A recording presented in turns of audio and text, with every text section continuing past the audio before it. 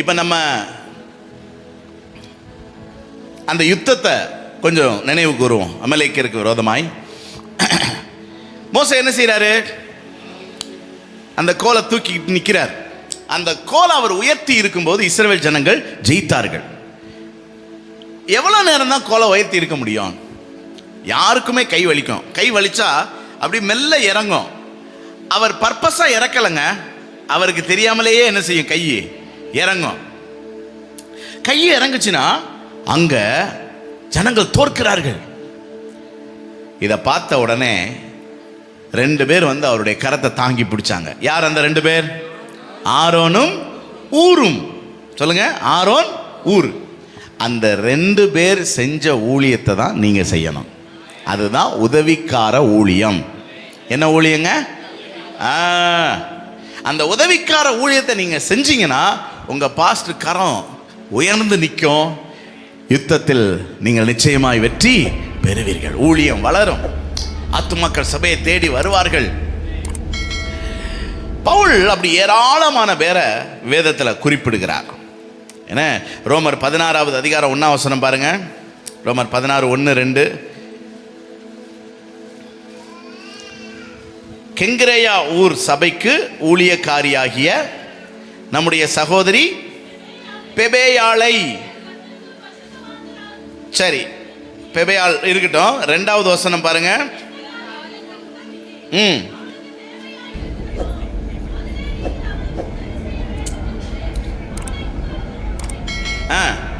அவள் அநேகருக்கும் எனக்கும் எப்படி இருந்தாளா? ஆதரவாயிருந்தாள். அப்ப இந்த வசனத்தில் அவர் என்ன சொல்ல வர்றார்னா, பெபேயாள் எனக்கு ஆதரவாயிருந்தாள். எத்தனை பேர் உங்க பாஸ்டருக்கு ஆதரவா இருப்பீங்க? என்னது, உங்க பாஸ்டர் எலெக்ஷன்ல நிக்கிறார்னா எத்தனை பேர் ஓட்டு போடுவீங்க? உங்க பாஸ்டர் 1000 ரூபாய் தரமாட்டார், 500 ரூபாய் தரமாட்டார், எத்தனை பேர் ஓட்டு போடுவீங்க? போடுவீங்களா? அதான ஆதரவு. ஆதரவுன்னா என்ன? பாஸ்டர் நீங்க என்ன சொன்னாலும் ஓகே தான் பாஸ்டர். ஆமா, ஆங்கிலத்தில் she has also been a helper ன்னு போட்டிருக்கு. என்னவா? ஹெல்பர். உதவியாளராய் இருந்தாள். அவள் பெண் இல்லை, அதனால உதவியாள். எத்தனை பேர் பாஸ்டருக்கு உதவியா இருப்பீங்க? இந்த வீட்டிலலாம் பிள்ளைகளை திட்டும்போது சொல்லுவோம், உதவி இல்லாட்டினாலும் உபத்திரவம் இல்லாமல் இரு. ஆனால் நாங்கள் அப்படி சொல்லி உங்களை உதவி விட முடியாது. நீங்கள் தான் எங்களுக்கு உதவி செய்யணும். ஒரு அல்லேலூயா சொல்லுங்க பார்க்கலாம். அதனால் ஒரு நல்ல தீர்மானம் எடுங்க, நான் பாஸ்டருக்கு உதவியாள். சொல்லுங்க பார்க்கலாம்.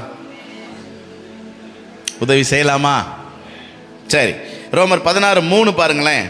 கிறிஸ்து இயேசுவுக்குள் உடன் வேலையாட்களாகிய ஆக்கில்லா, பிரிஸ்கில்லா, அக்கில்லா, இவங்களை அந்த உடன் வேலையாள் இருக்குல்ல, அதுக்கு மை கோவொர்க்கர்ஸ், என்னோடு கூட வேலை செய்கிறவர்கள், பணி செய்கிறவர்கள் அப்படின்னு சொல்லி அவர் வாழ்த்துகிறார். கோவொர்க்கர்ஸ். அப்புறம் அவர்கள் என் பிராணனுக்காக தங்கள் கழுத்தை கொடுத்தவர்கள். சரி சரி, 5வது வசனம் பாருங்க. அவர்களுடைய வீட்டிலே கூடி வருகிற சபையை, இதுதான் கேர்சல். அவங்க வீட்டில் என்ன நடக்குது? கேர்சல். அப்போ உங்க வீட்டில் என்ன நடக்கணும்? ஒரு ஜெபக்குழு என்ன செய்யணும்? நடக்கணும். எங்க? நான் இருக்கிற வீட்டுக்கு பக்கத்தில் இன்னொரு விசுவாசி இருக்கிறாங்க. வீடுனா என்ன, நீ நடக்கிற தூரத்தில் ஒரு 1 கிலோமீட்டருக்குள்ள நானும் நம்ம சபையில் இருக்கிற இன்னொரு விசுவாசியும் இருக்கிறோம் அப்படின்னு சொல்றவங்க கை வைத்து காட்டுங்க பார்க்கலாம். உங்க வீட்டு பக்கத்தில் யார் இருக்கா சிஸ்டர்? ராஜாண்ணே. ஓ, இவங்க. ஆமா, அப்ப அந்த சிஸ்டர் பேர் என்னது? பிரேமா சிஸ்டர். ஓ, நீங்களாம் இங்கே இருக்கீங்க, பக்கத்தில் இருக்கீங்க. ஓகே. இப்போ உங்கள் வீட்டில் ஜெபக்குழு நடக்குதா? வியாழக்கிழமை நடக்குது. Very good. கை தட்டுங்க. உங்கள் பேர் என்ன சிஸ்டர்? பியூலா. சிஸ்டர் கை தட்டுங்க பார்க்கலாம். ரைட். வேற எங்கள் வீட்டுக்கு பக்கத்தில் சொல்ல மாட்டேல, எதுக்குடா நமக்கு வம்பு? நடக்குதா? எங்க யார் வீட்டில எல்லாம் கேன்சர் நடக்குது? கை வைத்து காட்டுங்க பார்க்கலாம். இவங்களுக்கெல்லாம் ஒரு கைதட்டு கொடுங்க பார்க்கலாம், நல்ல உற்சாகமா. Very good, very good. சரி, அப்புறம் 6வது வசனம் பாருங்க. எங்களுக்காக மிகவும் பிரயாசப்பட்ட, அந்த பிரயாசம்ங்கிற வார்த்தையை நீங்க மனதில் வைத்துக் கொள்ளுங்க. அப்புறம் 12வது வசனத்துக்கு வாங்க. கர்த்தருக்குள் பிரயாசப்படுகிற திரிபேனாலையும் திரிபோசாலையும் வாழ்த்துங்கள். கர்த்தருக்குள் மிகவும் பிரயாசப்பட்ட பிரியமான பெர்சியாலை. இதுல நம்ம வாசித்த அந்த 6வது வசனம் 12வது வசனத்துல பிரயாசம்ங்கிற வார்த்தையை பார்க்கிறோம். இந்த பிரயாசம்னா என்னன்னா ஹார்ட் ஒர்க். என்னது? Hard work. கடினமான ஒரு காரியத்தை கூட நின்று செய்யறது. என்ன, எத்தனை பேர் பாஸ்டர் ஒரு கடினமான ஒரு காரியத்தை செய்ய சொன்னாலும் செய்வோம்னு சொல்றவங்க ஒரு அலையிலையா சொல்லுங்க பார்க்கலாம். யாருக்காக செய்றீங்க? உங்களுக்காகத்தான், உங்க சபைக்காகத்தான், உங்க சபையின் வளர்ச்சிக்காகத்தான். இந்த பட்டணத்தில் தேவனுடைய ராஜ்யம் கட்டப்படுவதற்காக, தேவனுடைய நாமம் மகிமைப்படுவதற்காக. இதுல யாரும் தனி மனிதனுக்கென்று சுய லாபம் கிடையாது. மோசே கையை உயர்த்திருக்காருன்னா அவர் பிள்ளைகளுக்காக கை வைத்திட்டு இருக்காரு?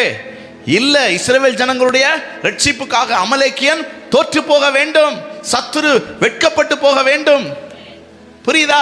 இதுல யாராவது ஒருத்தர் சும்மா கடங்க ஐயா, பாஸ்டர் அவர் பிள்ளைகளுக்காக கை வைத்துக்கிட்டு இருக்காரு, இதெல்லாம் நான் போய்லாம் தாங்கி பிடிக்க முடியாது அப்படின்னா யார் ஜெயிப்பா? அமலேக்கியன் ஜெயிப்பான், சத்துரு ஜெயிப்பான். யார் தோற்று போவா? யாருக்கு வெட்கம்? சபைக்கு அவமானம். என்ன? ரோமர் 16வது அதிகாரம் 7வது வசனம் பாருங்க. அப்போஸ்தலருக்குள் பேர் பெற்றவர்களும் எனக்கு முந்தி கிறிஸ்துவுக்குள்ளானும் என் இனத்தாரும் என்னோட கூட காவலில் கட்டுண்டவர்களுமாய் இருக்கிற அன்ட்ரோனிக்கையும் யூனியாவையும். எத்தனை பேர் பாஸ்டர் கூட ஜெயிலுக்கு போவீங்க? நீ கணக்கெடுப்பான் பாஸ்டர், கை வைத்து காட்டுங்க பார்க்கலாம். யாரெல்லாம் பாஸ்டர் கூட ஜெயிலுக்கு போவீங்க? சில பேர்லாம் யோசிக்கிறாங்க, நீ காலை கூட்டத்துக்கு வராமல் பேசாமல் மாலை கூட்டத்துக்கு வந்திருந்திருக்கலாம். என்னம்மா தெரியாமல் இந்த காலை கூட்டத்துக்கு வந்துட்டோம்.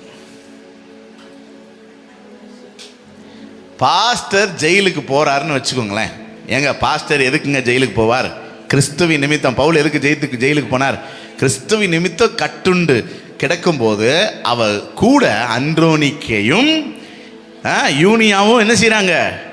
கூட இருந்தார்கள். ஒரு அலையிலையா சொல்லுங்க பார்க்கலாம். சரி, அப்புறம் 16:8 பாருங்க. கர்த்தருக்குள் எனக்கு பிரியமான அம்பிலியாவை. அங்க என்ன போட்டு தெரியுமா? My dear friend. அப்ப பவுலுக்கு யார் இருந்திருக்கிறா? இந்த சபையில பாஸ்டருக்கு ஃப்ரெண்டு யாரு? அதாவது எல்லாருமே பாஸ்டருக்கு ஃப்ரெண்டா இருக்க விரும்புவாங்க. எல்லாம் வெளியே சொல்லிக்கிடுவாங்க, பாஸ்டர் எனக்கு ஃப்ரெண்டு தான் அப்படின்னு. ஆனா பாஸ்டர் சிலரைத்தான் ஃப்ரெண்டா நினைப்பார். யார் ஃப்ரெண்டுனா என்ன? நான் மனசுல இருக்கிறது எல்லாத்தையும் நம்பி சொல்றது. ஆமா, உரிமையா ஒரு 2000 கொடுங்க அப்படின்னு கேட்க. இப்ப எத்தனை பேர் பாஸ்டருக்கு ஃப்ரெண்டாக விரும்புறீங்க? பத்தியில கையெழுப்புல. என்னடா 2000 கேட்பாரா? அது உரிமையா கேட்பாராம்ல. ஃப்ரெண்டுனா அப்படித்தானே. இப்போ எனக்கு ஒரு சில நண்பர்கள் இருக்கிறாங்க, நானே பர்ஸ் எடுத்து ரூபா எடுத்துக்கிடுவேன். ஆமாம், அவங்க சில நேரம் ரொம்ப அக்கறையே ஏதோ அவசரம் போட்டு விட்டா திரும்ப காசே வராது. அதுக்கு பேர் தான் என்னது? ஃப்ரெண்டு. எத்தனை பேர் பாஸ்டருக்கு ஃப்ரெண்டாக விரும்புறீங்க? எனக்கு ரொம்ப ஆச்சரியம் தான். பவுல் ஒருத்தரை என்னன்னு சொல்றாரு? அதாவது அவர்களின் பிராணனுக்காக கழுதை கொடுத்தவர்கள்னாரு, கோவர்க்கர்னாரு, ஆதரவா இருந்தாங்க, இப்படிலாம் சொல்லிட்டு வந்தவர் ஒருத்தரை மட்டும் என்ன சொல்றாரு? ஏன் ஆங்கிலத்தில் மை டியர் ஃப்ரெண்ட் அம்பிலியாவை. அடுத்து 10வது வசனம் பாருங்க. கிறிஸ்துவுக்குள் அப்பல்லேயை. அங்க ஃபெய்த்ஃபுல் சர்வன்ட்னு போட்டிருக்கு. உத்தமமான வேலைக்காரன். என்ன வேலை சொன்னாலும் ஓடி ஓடி செய்கிற வேலைக்காரன். இந்த சபையில் அப்படி யாராவது இருக்கிறீங்களா? நைட்டு 12 மணி 1 மணிக்கு எப்போ இங்கே வா அப்படின்னா ஓடி வர்ற மாதிரி வேலைக்காரங்க யாராவது இருக்கீங்களா?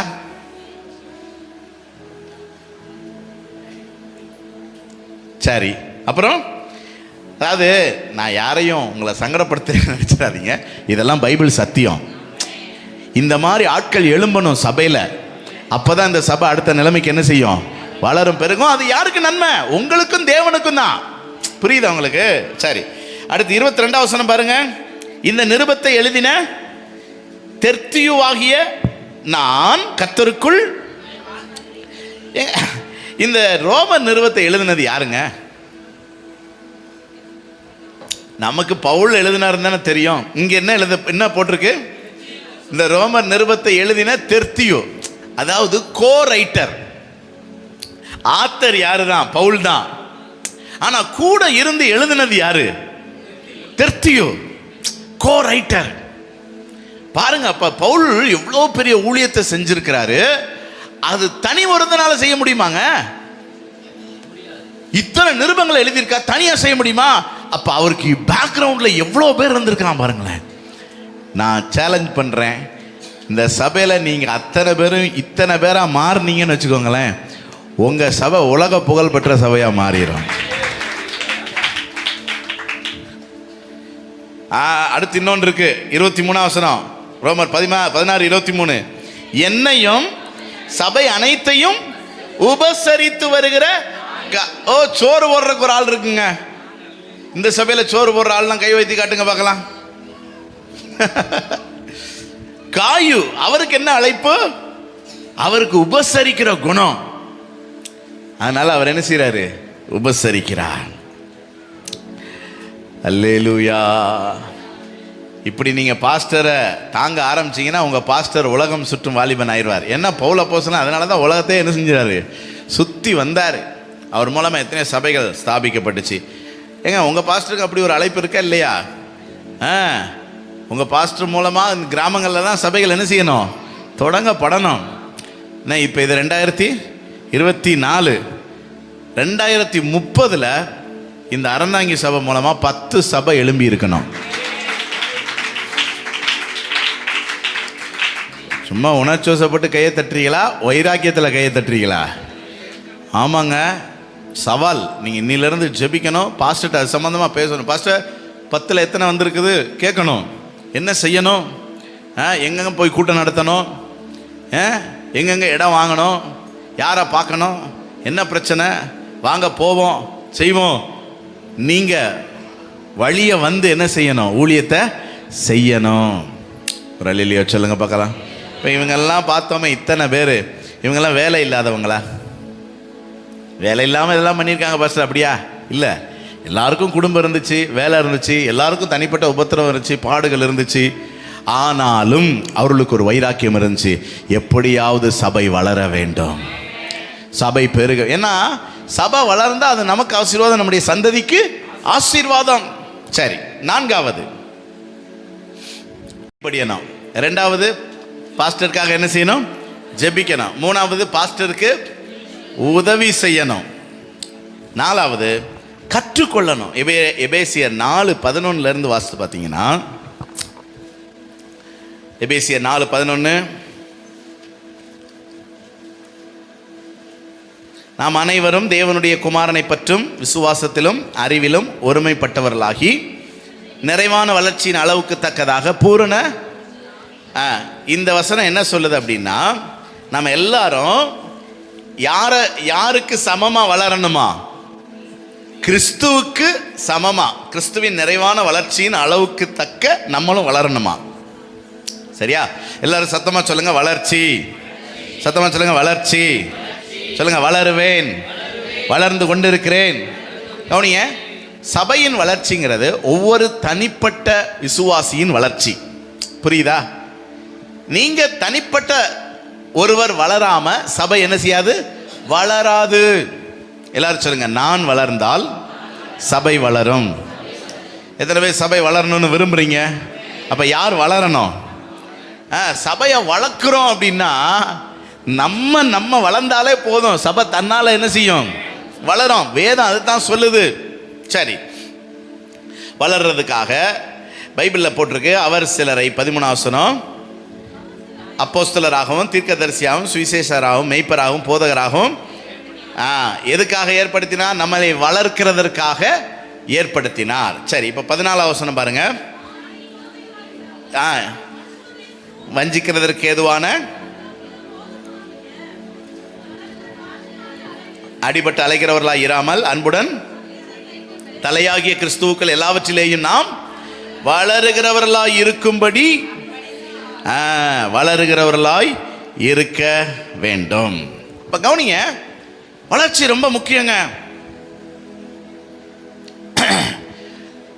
இப்ப உங்க பாஸ்டர் பெரியவர்களுடைய ஆராதனை நடத்துகிறாரா, சண்டே ஸ்கூல் நடத்துகிறாரா? என்ன சொல்லுங்க. இது இந்த குரூப் சண்டே ஸ்கூலா அல்லது அடல்ட் சர்வீஸா? அடல்ட் சர்வீஸ்னு நீங்க சொல்றீங்க. ஆனா நாம் வயதில் பெரியவர்களாக இருந்தாலும் ஆவிக்குரிய ஜீவியத்திலே குழந்தைகளாக இருந்தால் உங்க பாஸ்டர் என்னதான் நடத்திக்கிட்டு இருக்கிறாரு? சண்டே கிளாஸ் தான் நடத்திக்கிட்டு இருக்காரு. புரியுதா? சண்டே ஸ்கூல் வளருமா? வளராது. எப்படின்னு கேட்குறீங்களா? சண்டே ஸ்கூல் வர்ற பிள்ளைகள் எல்லாம் ரட்சிக்கப்பட்டு வந்த பிள்ளைகள் அல்ல, கூட்டி கொண்டு வரப்பட்ட பிள்ளைகள். அப்படித்தானே? சண்டே ஸ்கூலுக்கு எப்படி கூட்டி கொண்டு வந்தோம்? சண்டே ஸ்கூலுக்கு மிட்டாய் காட்டி கூட்டி, உனக்கு இது வேணும், இது தரேன், அது தரேன், சர்ச்சுக்கு வா, உனக்கு அப்படி நல்லாயிருக்கும், இப்படி நல்லாயிருக்கும், எங்கள் பாஸ்டர் சூப்பராக பாடுவார், டான்ஸ் சொல்லி தருவார், கதையாக நல்லாயிருக்கும், செய்தி நல்லாயிருக்கும். எல்லாம் சாக்லேட்டுக்கு வந்த கூட்டம் யார்? Sunday school. நீங்கள் யார்? அப்போ ஆவிக்குரிய ஜீவியத்தில் நீங்கள் என்ன செய்யணும்? வளரணும். வளர்றதுக்கு ரொம்ப அடிப்படை என்னன்னா கற்றுக்கொள்ளணும். பாஸ்டர்ட்ட இருந்து கற்றுக்கொள்ளணும், கேட்டு கற்றுக்கொள்ளணும். எப்படி ஜெபிக்கணும் பாஸ்டர், எப்படி வேதத்தை வாசிக்கணும், எப்படி வேதத்தை தியானிக்கணும், எப்படி வேதத்திலேருந்து சத்தியத்தை போதிக்கணும், எப்படி ஆத்மாக்களுக்கு சுவிசேஷம் சொல்லணும், எப்படி சாட்சியா வாழணும், எப்படி இந்த கூட்டத்தை நடத்தணும், இந்த பிரச்சனைக்கு எப்படி சொல்யூஷன், இந்த காரியத்துக்கு நான் என்ன செய்யணும், எல்லாத்தையும் கேட்டு கேட்டு கேட்டு நாம் என்ன செய்யணும்? சரி, அப்படி வளர்ந்தா இங்க 3 காரியம் சொல்லியிருக்கு. ஒன்று என்னன்னா, குழந்தைகளா இருக்க மாட்டோமாம். போட்டிருக்கா? நீங்கள் குழந்தைகளாய் இராமல். நம்ம குழந்தைகளா இருக்க மாட்டோம். இந்த குழந்தை தன்மை எது தெரியுமா? 1 கொரிந்தியர் 3வது அதிகாரம் 1லேருந்து வாசிங்க பார்க்கலாம். 1 கொரிந்தியர் 3வது அதிகாரம் 1லேருந்து 3 வரைக்கும்.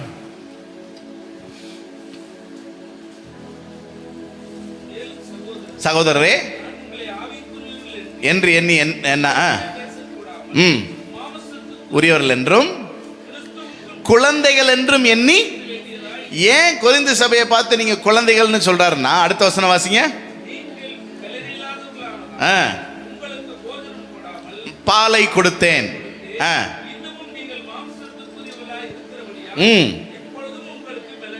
இல்லை பொறாமையும் வாக்குவாதமும். கவனிங்க, ஏன் உங்களை குழந்தைங்கிறாருன்னா, உங்களுக்குள்ள என்ன இருக்குது? பொறாமை, வாக்குவாதம். பேதம்னா பிரிவினை. நான் இந்த குரூப்பு, நான் அந்த குரூப்பு, நான் அவளை சேர்ந்தவன், இவனை சேர்ந்தவன், அவங்கள எனக்கு பிடிக்காது, இவங்களை எனக்கு பிடிக்காது, நான் இவங்க நடத்தினா வரமாட்டேன், அவங்க இருக்கிற இடத்துக்கு நான் போக மாட்டேன், அவளுக்கு எனக்கும் ஜென்ம பகை என்ன செய்யுது இருக்குது. இப்படியெல்லாம் சொல்றவங்க யாரு பார்த்துருக்கீங்களா? சண்டே ஸ்கூல்ல டீச்சர் கிள்ளிட்டான், கொடுக்க மாட்டேங்கிறான், புடுங்கிட்டான், என்னையவே பார்த்துக்கிட்டு இருக்கான். இதெல்லாம் சண்டே ஸ்கூல். அப்போ சபை வளர்ந்து இருக்கணும்னா என்ன தெரியுமா?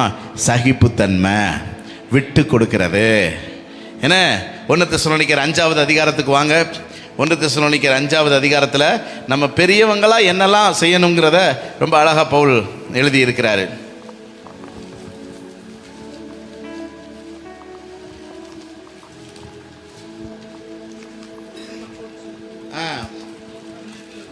பதினஞ்சுல இருந்து பாருங்க. இல்லை மேல இருந்தே பாருங்களேன். ஒழுங்கில்லாதவர்களுக்கு. இதெல்லாம் சண்டே ஸ்கூல்ல நடக்கிறதா, பெரியவங்க மத்தியில் நடக்கிறதா? பெரியவங்க மத்தியில் நடக்கிறது. ஒழுங்கில்லாதவர்களுக்கு, திடனற்றவர்களை, பலவீனரை, எல்லாரிடத்திலும் ஒருவனும் மற்றொருவன் செய்யும் தீமைக்கு உங்களுக்கு மற்ற யாவருக்குள்ளும் எப்பொழுதும். இதெல்லாம் யாருக்குள்ள நடக்கிறது? பெரியவர்களுக்குள் நடக்கிற விஷயம். எப்பொழுதும் சந்தோஷமாயிருங்க, இடைவிடாமல் எல்லாவற்றிலேயும் கீழே பாருங்க, ஆவியை அவித்து போடாதிருங்கள், தீர்க்க தரிசனங்களை எல்லாவற்றையும் சோதித்து பார்த்து பொல்லாங்காய் தோன்றுகிற எல்லாவற்றையும். இது ஏதாவது சண்டே ஸ்கூல் பிள்ளைகளுக்கு பொருந்துமா? பொருந்தாது. இதெல்லாம் யாருக்கு? பெரியவர்களுக்கு. அப்ப பெரியவர்களாய் நாம் வளர வேண்டும். வளர்ச்சிக்கு தேவை என்ன? கற்றுக்கொள்ளுதல். அதனால தான் சபையில் நிறைய விஷயங்களை கற்றுக் கொடுக்குறோம். கற்றுக்கொண்டு நம்ம என்ன செய்யணும்? வளரணும். அப்பதான் நாம் குழந்தைகளாய் இருக்க மாட்டோம். அடுத்து அதில் என்ன போட்டிருக்கு அப்படின்னா, சரி விடுங்க, அதை ஒன்னோட நம்ம முடிச்சுக்கிடுவோம். ஆகவே வளரணும். கடைசியா ஒரு சத்தியத்தை பார்த்து நம்ம ஜெபம் பண்ணி முடிக்கலாம். கலாத்தியர் 6:6 வாசிங்க.